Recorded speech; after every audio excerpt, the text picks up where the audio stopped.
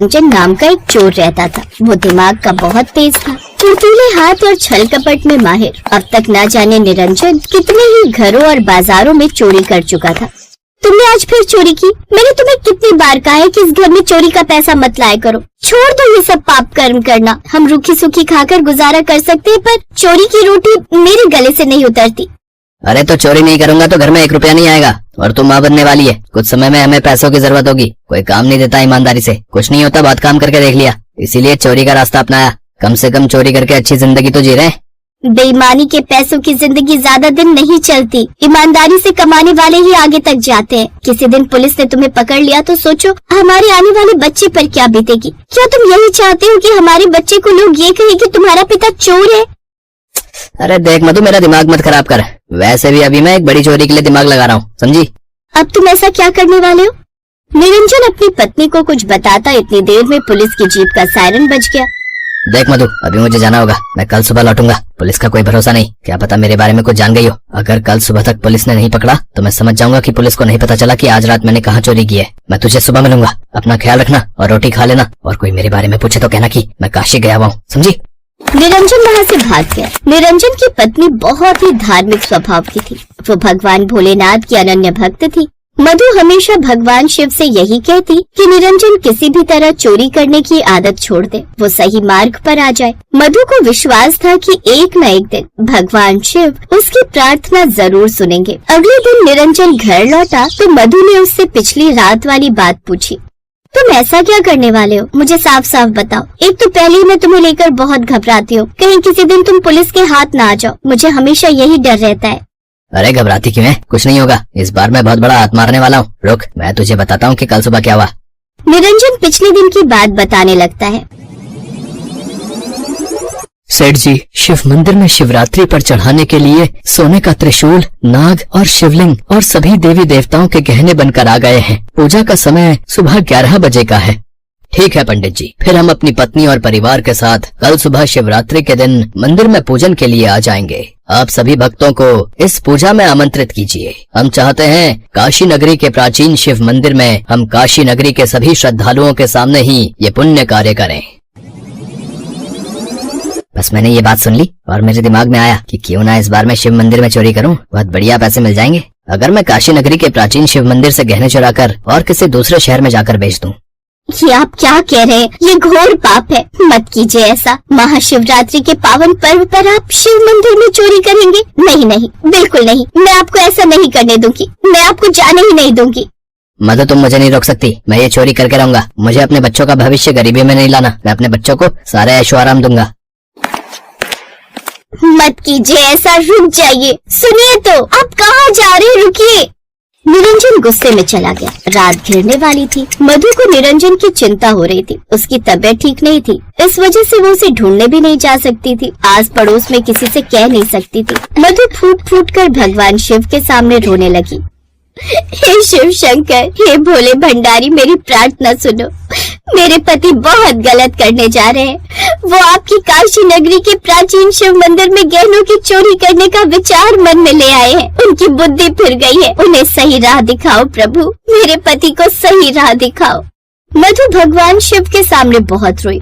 अगले 2 दिन तक निरंजन का कुछ पता नहीं था। वो घर ही नहीं आया। निरंजन तो काशी नगरी में पहुंच चुका था और शिव मंदिर पर नजर रख रहा था। शिवरात्रि का दिन आया। सेठ जी सभी श्रद्धालुओं के साथ शिव मंदिर में पहुंचे। पंडित जी, पूजा प्रारंभ कीजिए। सभी श्रद्धालु आ गए हैं। ठीक है सेठ जी। बम बम भोले, जय शिव शंकर।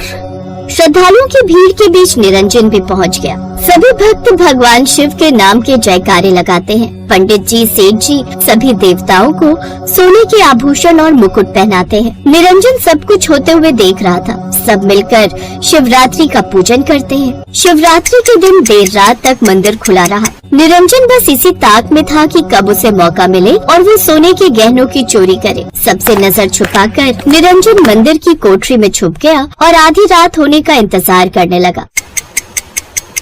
पंडित जी ने मंदिर के द्वार बंद कर दिए। उसके बाद पूरा मंदिर शांत था। निरंजन मंदिर की कोठरी से बाहर आने लगा, तभी उसे सबके नाचने और खूब हंसने की आवाजें आने लगी। निरंजन घबरा गया। मंदिर तो बंद हो गया है, सब लोग जा चुके हैं, फिर ये नाचने और हंसने की आवाजें किसकी हैं? कहीं ऐसा तो नहीं कि मंदिर में कोई पार्टी चल रही है और मुझे इस बारे में पता ही नहीं? मैं तो फंस गया, मुझे तो ये लोग पकड़ लेंगे। निरंजन कोठरी में ही छुपा रहा, तभी उसे किसी की आवाज आई। कोई जोर जोर से उसका नाम पुकार रहा था। निरंजन, ओ निरंजन, अरे आओ, तुम भी आओ, हमारे साथ भांग पार्टी का मजा लो। है? मैं कहाँ फंस गया? ये लोग मेरा नाम कैसे जानते हैं? मुझे लगता है आज मैं जरूर पकड़ा जाऊंगा। हे भगवान, मैंने ये क्या कर दिया? लगता है मुझे ऐसी बात की सजा मिल रही है क्योंकि मैं शिव मंदिर में चोरी कर रहा हूँ, और वो भी शिवरात्रि के दिन। ये लोग मेरा नाम तक जानते हैं, मुझे तो जरूर पकड़ कर रहेंगे। निरंजन, अरे ओ निरंजन, अरे आओ भाई, कितनी देर लगा रहे हो? आओ तो हमारे साथ भांग का सेवन करो। अब तो मुझे बाहर जाना ही पड़ेगा, मेरे पास कोई और चारा नहीं है, जो होगा देखा जाएगा। निरंजन मंदिर की कोठरी से बाहर आता है। वो बहुत डरा हुआ था, पर जैसे ही वो मंदिर में पहुंचता है, उसकी आंखें चौंक जाती हैं। मंदिर में तो अलग ही नजारा था। शिव जी की भांग पार्टी चल रही थी। शिव जी अपने गणों के साथ भांग का सेवन कर रहे थे, झूम रहे थे, नाच रहे थे। आओ निरंजन, आज शिवरात्रि है, तुम भी हमारे साथ भांग का सेवन करके देखो। भक्तों ने भांग के लड्डू, भांग के पेड़े, भांग की बर्फी और देखो भांग की लस्सी भी तैयार की है। इतना सारा प्रसाद हम अकेले नहीं खाएंगे, तुम भी लो। प्रभु, आप? निरंजन, तुम बहुत भाग्यशाली हो जो शिव जी की भांग पार्टी तुम्हें देखने को मिली है। हम तो प्रभु के साथ प्रतिवर्ष ऐसा ही करते हैं। शिवरात्रि की रात्रि हम भोलेनाथ के साथ ऐसे ही आनंद उठाते हैं। निरंजन, मैं जानता हूँ कि तुम यहाँ पर चोरी के इरादे से आए थे। पहले हमारे साथ भांग पार्टी का आनंद ले लो, उसके पश्चात तुम ये सारे आभूषण चुरा कर ले जाना। किसी को कुछ पता नहीं चलेगा, क्योंकि तुम्हें तो ऐसा लगता है ना कि भगवान को कुछ पता ही नहीं चलता, वो कुछ नहीं देखते। तुम आराम से चोरी करते रहो तो किसी को क्या ही पता चलेगा, पर मुझे सब पता है। प्रभु, प्रभु मुझे क्षमा कर दो, आपके दर्शन हो गए, मुझे अब कुछ नहीं चाहिए प्रभु। मैंने बहुत चोरी कर ली, बहुत पाप कर लिए, अब नहीं, अब किसी चीज की इच्छा नहीं है प्रभु। अब मैं सच्चाई का जीवन जीना चाहता हूँ। मेरा तो ये जीवन आपके दर्शन करके सफल हो गया प्रभु। मुझ जैसे चोर पापी को आपने दर्शन दिए। आपको आज शिवरात्रि के पावन उत्सव पर मैंने साक्षात देख लिया। मेरे से बड़ा भाग्यशाली तो कोई हो ही नहीं सकता। मैं आपकी सेवा करना चाहता हूँ भोलेनाथ, मुझे आपकी सेवा करनी है। निरंजन, सदैव अच्छाई के मार्ग पर चलो, सत्य को अपनाओ और ईमानदारी की रोटी खाओ। यही मेरी सबसे बड़ी सेवा है। कभी किसी का बुरा मत सोचो, सबके लिए अच्छा सोचो। यही मेरी सबसे बड़ी पूजा है।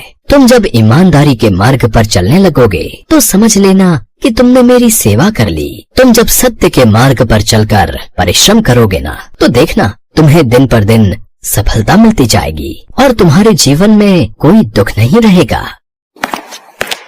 शिव जी ने निरंजन के सिर पर अपना हाथ रखा और उसे अपना आशीर्वाद देकर वे अपने गणों के साथ अंतर्ध्यान हो गए। घर जाकर निरंजन ने मधु को सारी बात बताई। मधु भगवान शिव को धन्यवाद कहती है। आज उन्होंने उसकी प्रार्थना सुन ली और निरंजन सही मार्ग पर आ गया। इस प्रकार की रोचक कहानियों को सुनने के लिए हमारे इस चैनल को लाइक, शेयर और सब्सक्राइब करें और हाँ, बेल आइकन जरूर दबाएं ताकि रोचक कहानियों का नोटिफिकेशन सबसे पहले आप तक पहुंचे। नमस्कार।